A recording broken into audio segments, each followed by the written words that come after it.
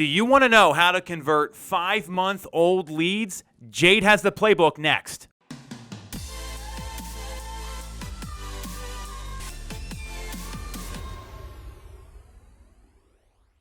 I've got the pleasure of being on the show today with super agent Jade James, our first real estate scholarship recipient.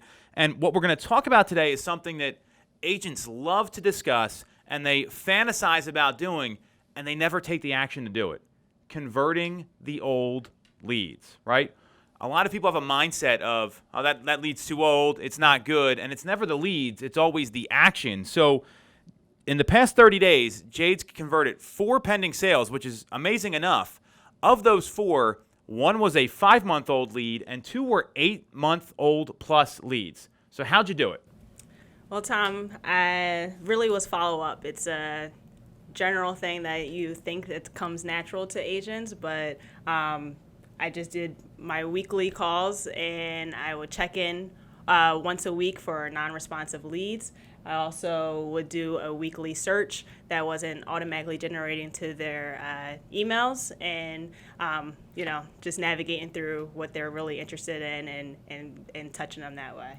So let's hit on that for a second, because a lot of agents, they probably rely on the auto drip, right? Mm-hmm. Do you find that has that ever happened to you? Because I know it's happened to me. For sure, yeah, and that's where I kind of felt myself getting comfortable. So I wanted to, do my own search and reach out to them so that they, I'm getting in front of them where they're not just waiting for it to come to their email and kind of going from there. So a weekly concierge search, and this to me is so important, because when you take the time, how much time does it take you to do that? Couple minutes? Couple minutes, 5 minutes tops. Couple minutes, and you already knew these people were kind of motivated already. I mean, tell me, is that kind of the situation here? For sure, yeah, definitely. I know what they're looking for. I know they're ready, and it just takes a couple minutes to generate the search that's specifically for them.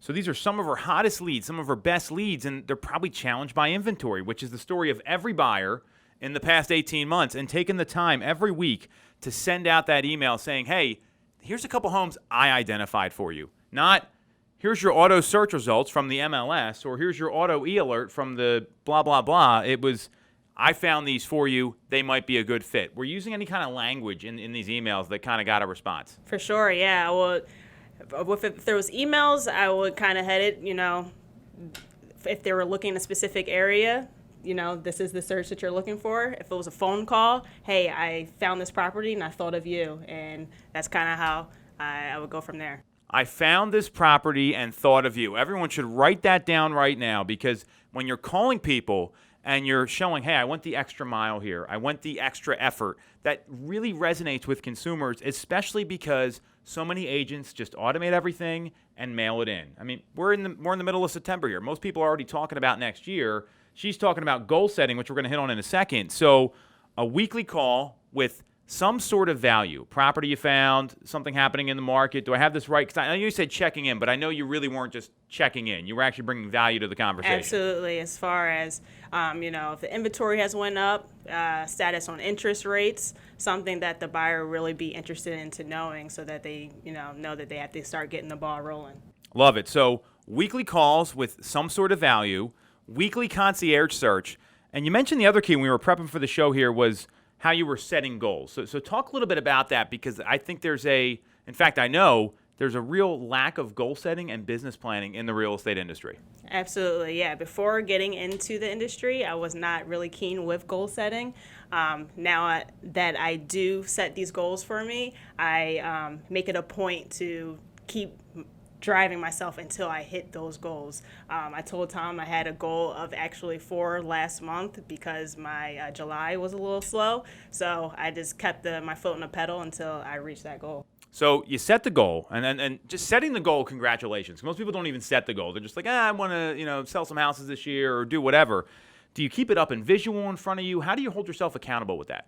Yeah, I keep it in front of me. I remind myself every morning, this is what we're going to do to make sure I get this goal that I have. And yeah, I kind of go from there. So a meeting with yourself in the morning. I love that.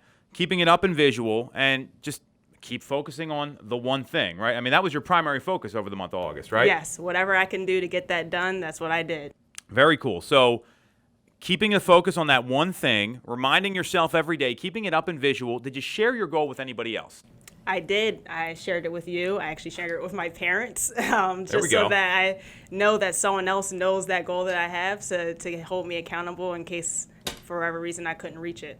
Well, what happens is when you don't tell anybody about the goal, it's not really a goal. You're not taking that risk. You're not taking that personal responsibility for doing what you want to do. So goal setting, keeping it up and visual, having a plan, focusing on the one thing, weekly calls to non-responsive leads with value adds. I love that because when you pick up the phone, good things happen.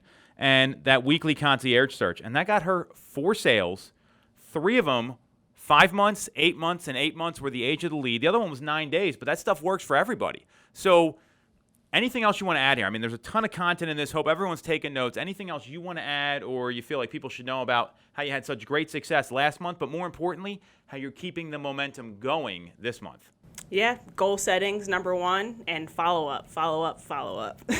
Keep it simple. Amazing stuff here. Grateful for you, Jade. Way to kick ass. Catch you guys next week.